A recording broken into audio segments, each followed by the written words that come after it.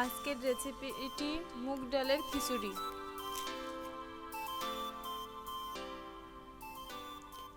কড়াইটি গরম করে তেল দিব, তারপর জিরা, তেজপাতা, শুকনা মরিচ, এলাচ, দারুচিনি দিয়ে একটু ভাজবো।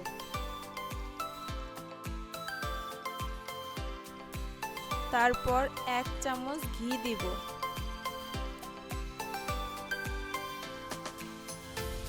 এবার আগে থেকে ধুয়ে রাখা চাল ডাল কড়াইয়ে ঢেলে দিব।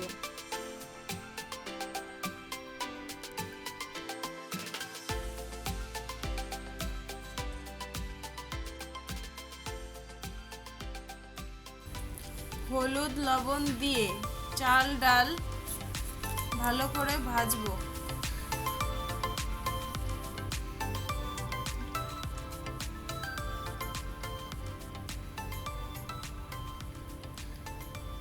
চাল ভালো করে ভাজার পর আগে থেকে ফুটিয়ে রাখা গরম জল ঢেলে দেব।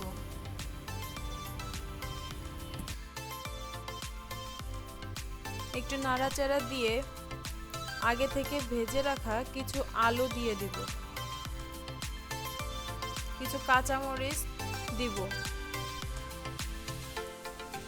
আগে থেকে ভেজে রাখা পেঁয়াজ বেরেস্তা কিছু অংশ দিয়ে দিব।